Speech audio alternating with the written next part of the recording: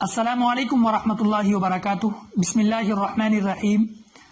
معزز ناظرین، ہم اپنے چینل ایم اے قاسمی پر آپ کا خیر مقدم کرتے ہیں اور آپ کو خوش آمدید کہتے ہیں۔ ناظرین، آج ہم پھر سے آپ کی خدمت میں سیرت پاک صلی اللہ علیہ وسلم کی 15ویں قسط یعنی 15ویں ایپیسوڈ کے ساتھ حاضر ہوئے ہیں۔ ناظرین، ہم نے 14ویں قسط میں بتایا تھا کہ حبشہ کے بادشاہ نے کافروں کو رسوا کر کے بھیج دیا تھا اور وہ رسوا ہو کر مکہ واپس آ گئے تھے۔ ناظرین، اس کے بعد حضرت عمر رضی اللہ تعالیٰ عنہ کے اسلام لانے کا واقعہ پیش آیا۔ ناظرین، سب سے اصل چیز اور سب سے اصل وجہ حضرت عمر رضی اللہ تعالیٰ عنہ کے اسلام لانے کی اللہ کے نبی صلی اللہ علیہ وسلم کی دعا تھی جو آپ نے فرمائی تھی۔ آپ نے دعا کی تھی، یا اللہ، یا تو ابو جہل یا حضرت عمر کے ذریعے سے اسلام کو قوت عطا فرما دے۔ وہی کے ذریعے سے آپ صلی اللہ علیہ وسلم پر یہ بات منکشف کر دی گئی تھی، عیاں کر دی گئی تھی، ظاہر کر دی گئی تھی کہ ابو جہل اسلام نہیں لائے گا۔ اس کے بعد اللہ کے نبی صلی اللہ علیہ وسلم نے خاص طور سے حضرت عمر رضی اللہ تعالیٰ عنہ کے لیے دعا فرمائی کہ یا اللہ، عمر کے ذریعے سے اسلام کو قوت عطا فرما دے۔ سب سے اصل وجہ تو یہ رہی۔ لیکن اب یہ واقعہ کس طریقے سے پیش آیا، کس طریقے سے حضرت عمر رضی اللہ تعالیٰ نے اسلام لے کر کے آئے؟ واقعہ اس طریقے سے پیش آیا کہ ابو جہل نے یہ اعلان کیا کہ جو محمد کا نعوذ باللہ قتل کر دے گا میں اس کو 100 اونٹ دوں گا۔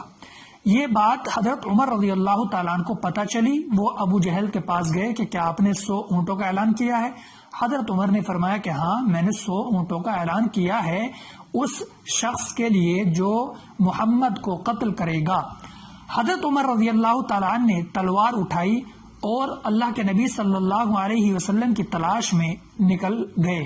جب حضرت عمر رضی اللہ تعالیٰ عنہ جا رہے تھے تو راستے میں ایک شخص ملے جن کا نام تھا نعیم بن عبداللہ۔ انہوں نے حضرت عمر سے معلوم کیا کہ آپ کہاں جا رہے ہیں؟ حضرت عمر رضی اللہ تعالیٰ عنہ نے فرمایا کہ میں محمد کو قتل کرنے جا رہا ہوں۔ نعوذ باللہ، یہ ارادہ حضرت عمر رضی اللہ تعالیٰ عنہ کا تھا۔ تو نعیم بن عبداللہ نے فرمایا کہ اے عمر، تم وہاں تو جا رہے ہو، اس سے پہلے اپنی بہن کی خبر لے لیجئے۔ آپ کی بہن فاطمہ بنت خطاب اور آپ کے بہنوئی سعید بن زید تمہارے مذہب کو چھوڑ چکے ہیں اور وہ مسلمان ہو چکے ہیں، ان کی خبر لے لیجئے۔ حضرت عمر رضی اللہ تعالیٰ عنہ نے راستہ بدلا اور اپنی بہن کے گھر کی طرف چل پڑے۔ جب اپنے بہن کے گھر پہنچے تو دروازہ کھٹکھٹایا۔ دروازے کی کھٹکھٹانے کی آواز کو سن کر وہاں پر موجود بہن، بہنوئی اور ان دونوں کو دین کا علم دے رہے حضرت خباب رضی اللہ تعالیٰ عنہ چونک گئے اور حضرت خباب تو چھپ گئے۔ حضرت عمر رضی اللہ تعالیٰ عنہ جیسے ہی گھر میں داخل ہوئے کہا اپنی بہن سے، میں نے سنا ہے کہ تم مسلمان ہو گئے ہو، اپنا پرانا مذہب، تم نے باپ دادا کا مذہب چھوڑ دیا ہے۔ ناظرین، اسی تعلق سے گفتگو چلتی رہی اور بات گرما گرمائی پر آ گئی اور حضرت عمر رضی اللہ تعالیٰ عنہ اپنے بہنوئی سے جھڑپ پڑے اور آپس میں لڑنے لگے۔ بہن چھٹانے کے لیے آئی تو بہن کو بھی مارا جو زخمی ہو گئی۔ اس کے بعد یہ ہوا کہ حضرت عمر رضی اللہ تعالیٰ عنہ کی بہن فاطمہ بنت خطاب نے کہا، اے عمر، کیا تم اس وجہ سے مار رہے ہو کہ ہم اللہ کو ایک مان چکے ہیں؟ کیا تم اس وجہ سے ہم کو مار رہے ہو کہ ہم نے سچا مذہب اختیار کر لیا ہے؟ جب اس طریقے سے ان کی بہن نے کہا تو حضرت عمر رضی اللہ تعالیٰ نے کہا کہ لاؤ مجھے سناؤ کہ تم کیا پڑھ رہی تھی، مجھے دکھاؤ۔ جیسے ہی یہ بات انہوں نے کہی تو حضرت خباب رضی اللہ تعالیٰ باہر آئے اور حضرت عمر رضی اللہ تعالیٰ کے سامنے جب قرآن کریم کے نسخے پیش کیے گئے اور حضرت عمر رضی اللہ تعالیٰ کو قرآن کریم سنایا گیا تو حضرت عمر رضی اللہ تعالیٰ قرآن سنتے ہی بدل گئے اور ان کی دل کی دنیا چینج ہو گئی، بدل گئی۔ اللہ اکبر۔ اس کے بعد حضرت عمر رضی اللہ تعالیٰ نے خواہش ظاہر کی کہ مجھے محمد صلی اللہ علیہ وسلم کے پاس لے جایا جائے۔ حضرت عمر کو اللہ کے نبی صلی اللہ علیہ وسلم کے پاس دار ارقم میں لے جایا گیا، جہاں پر صحابہ کرام اکٹھا ہوا کرتے تھے، جمع ہوا کرتے تھے۔ جیسے ہی پتہ چلا صحابہ کرام کو حضرت عمر رضی اللہ تعالیٰ عنہ آ رہے ہیں تو حضرت حمزہ نے کہا کہ آنے دیجئے، اگر خیر کے ساتھ آ رہے ہیں تو استقبال ہے اور اگر شر کے ساتھ آ رہے ہیں تو ان کی تلوار سے انہی کا سر قلم کر دیا جائے گا۔ پھر ایسا ہوا کہ حضرت عمر رضی اللہ تعالیٰ عنہ کو اللہ کے نبی صلی اللہ علیہ وسلم کے سامنے پیش کیا گیا اور حضرت عمر رضی اللہ تعالیٰ عنہ کے تیور بدلے ہوئے تھے اور صاف ظاہر ہو چکا تھا کہ حضرت عمر رضی اللہ تعالیٰ عنہ اب مسلمان ہونے جا رہے ہیں، اللہ کا دین قبول کرنے جا رہے ہیں۔ اس کے بعد جب اللہ کے نبی صلی اللہ علیہ وسلم کے سامنے ظاہر ہو گیا کہ عمر مسلمان ہو گئے ہیں، تو پھر اللہ کے نبی صلی اللہ علیہ وسلم نے زور سے اللہ اکبر کہا، تو تمام کے تمام صحابہ کرام کو اندازہ ہو گیا کہ حضرت عمر اب مسلمان ہو گئے ہیں۔ جب حضرت عمر رضی اللہ تعالیٰ عنہ مسلمان ہوئے تو آسمان سے حضرت جبرائیل علیہ السلام آئے اور اللہ کے نبی سے فرمایا کہ اے اللہ کے نبی، تمام اہل آسمان کے تمام فرشتے عمر کے مسلمان ہونے سے بے پناہ خوش ہیں۔ اللہ اکبر۔ ناظرین، اس طریقے سے حضرت عمر رضی اللہ تعالیٰ مسلمان ہو گئے۔ اور ادھر حبشہ کے بادشاہ نے ان دو کافروں کو رسوا کر کے اپنے دربار سے نکال ہی دیا تھا۔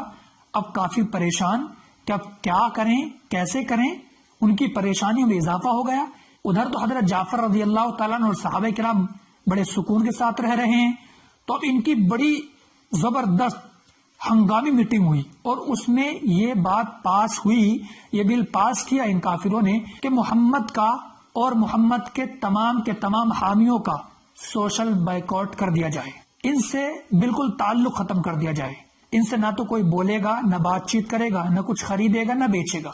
اس طریقے سے انہوں نے یہ بل پاس کیا اور ایک لیٹر لکھا اور اس کو خانہ کعبہ پر لٹکا دیا۔ انہوں نے بل پاس کر دیا اور تمام کے تمام لوگوں نے اللہ کے نبی صلی اللہ علیہ وسلم، اس کے ساتھ ساتھ بنو ہاشم اور بنو مطلب کا بھی بائیکاٹ کر دیا گیا، حتیٰ کہ ہر اس شخص کا کر دیا گیا جو اللہ کے نبی صلی اللہ علیہ وسلم کے حامی تھے۔ ان میں کافر بھی تھے، مسلمان بھی تھے۔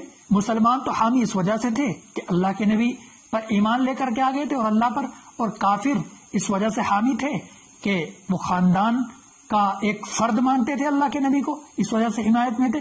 وہ تمام کے تمام لوگ جو حامی تھے وہ بائیکاٹ کے بعد شعب ابی طالب میں چلے گئے۔ شعب ابی طالب کیا ہے ناظرین؟ یہ پہاڑی میں گھاٹی تھی، وہاں پر اللہ کے نبی اور آپ کے چچا ابو طالب اور تمام کے تمام حامی اللہ کے نبی کے جو مسلمان بھی تھے، کافر بھی تھے، اس گھاٹی میں رہنے لگے۔ حالت یہ آن پڑی مسلمانوں پر کہ کھانے کا سامان بھی ختم ہو گیا۔ ان لوگوں نے کیکر کے پتے کھا کھا کر، درختوں کی چھالے کھا کھا کر گزارا کیا۔ بچے بل بلانے لگے اور تمام کے تمام لوگ جن کا بائیکاٹ کر دیا گیا تھا تڑپنے لگے، پیٹ پر الگ الگ طرح کی چیزیں باندھنے لگے۔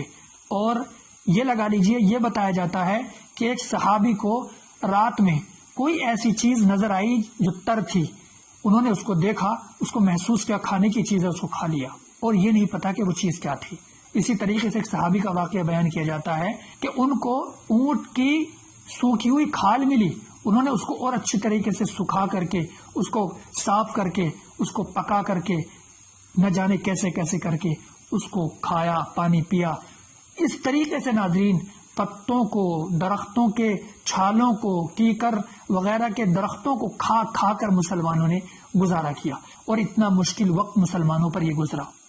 اور اس کی مدت ناظرین کتنے سال رہی؟ بائیکاٹ کتنے سال رہا؟ پورے کے پورے 3 سال۔ اور جب یہ بائیکاٹ چل رہا تھا تو ان کافروں میں سے بہت سے لوگ اس چیز پر راضی نہیں تھے کہ بائیکاٹ کیا جائے، بائیکاٹ کے خلاف تھے، کیونکہ ان کو پتا تھا کہ یہ لوگ ہمارے خاندانی لوگ ہیں، رشتہ دار ہیں، ہم ان کے ساتھ ظلم کر رہے ہیں۔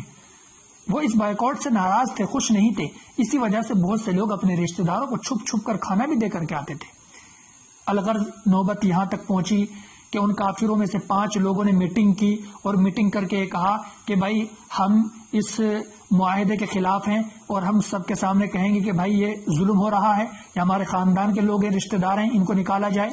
پھر میٹنگ میں ان 5 کے 5 نے ابو جہل کے سامنے یہ بات رکھی کہ بھائی وہ ہمارے خاندان کے لوگ ہیں، رشتہ دار ہیں، ان کا بائیکاٹ کیوں کر رہے ہو، ان کو آزاد کیا جائے۔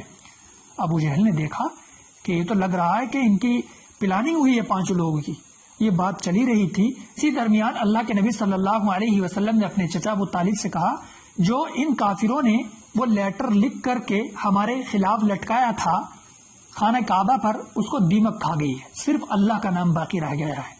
ابو طالب نے ان کافروں سے، ابو جہل وغیرہ سے کہا کہ بھائی وہ جو تم نے لٹکایا تھا اس کو دیمک کھا گئی ہے، صرف اللہ کا نام باقی رہ گیا ہے۔ تمام کے تمام کافر لوگ پریشان، حیران، پھر یہ بات طے ہوئی کہ اگر واقعی محمد سچے ہیں اس بات میں کہ دیمک کھا گئی ہے پورے لیٹر کو، اللہ کا نام باقی ہے، تو ہم تم کو چھوڑ دیں گے، ورنہ ہم تمہارا یہ بائیکاٹ جاری رکھیں گے۔ پھر اس کے بعد جب دیکھا گیا کہ دیمک تمام کے تمام لیٹر کو کھا گئی، اللہ کا نام باقی رہ گیا تھا۔ ناظرین، اس طریقے سے پھر 3 سال پورے ہونے کے بعد یہ بائیکاٹ ختم ہوا۔ مسلمانوں پر جو تشدد ہوا تھا، یہ لگا لیجیے ایک طرح کا لاک ڈاؤن تھا مسلمانوں کے اوپر، وہ ختم ہوا اور مسلمان آزاد ہوئے اور سکون کا سانس لیا۔ ناظرین، کیوں ہو رہا تھا یہ سب کچھ؟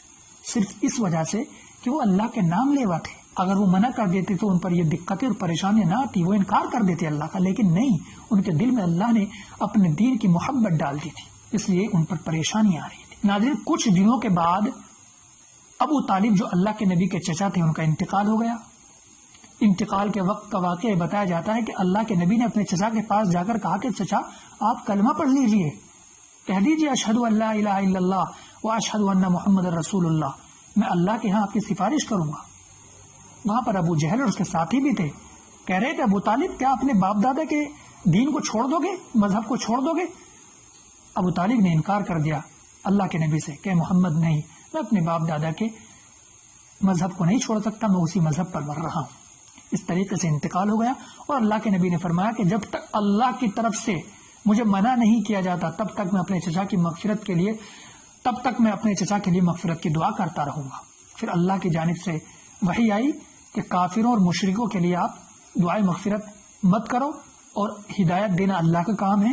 ناظرین، جس سال ابو طالب کا انتقال ہوا اسی سال اللہ کے نبی صلی اللہ علیہ وسلم کی زوجہ محترمہ ام المؤمنین حضرت خدیجہ رضی اللہ تعالی عنہا کا بھی انتقال ہو گیا۔ ناظرین، اس سال کو اللہ کے نبی صلی اللہ علیہ وسلم نے غم کا سال کہا ہے۔ سال ابو طالب کا بھی انتقال ہوا اور اللہ کے نبی صلی اللہ علیہ وسلم کی بیوی ام المؤمنین حضرت خدیجہ رضی اللہ تعالی عنہا کا بھی انتقال ہو گیا۔ ناظرین، ہماری یہ 15ویں قسط یہیں تک، انشاءاللہ پھر سے ہم آپ کی خدمت میں 16ویں قسط اور 16واں ایپیسوڈ لے کر حاضر ہوں گے، اور اس میں ہم آپ کو بتائیں گے کہ اللہ کے نبی صلی اللہ علیہ وسلم طائف گئے، طائف کے سفر میں کیا واقعہ پیش آیا، اور طائف میں کیسے کیسے لوگوں نے آپ کے ساتھ یعنی آپ صلی اللہ علیہ وسلم کے ساتھ رویہ اختیار کیا، اور آپ کے ساتھ کس طریقے سے پیش آئے، پورا کا پورا طائف کا واقعہ ہم آپ کے سامنے 16ویں قسط اور 16ویں ایپیسوڈ میں بیان کریں گے۔ اللہ سے دعا کیجیے اللہ آسان فرما دے، قبول فرما لے۔ السلام علیکم ورحمۃ اللہ وبرکاتہ۔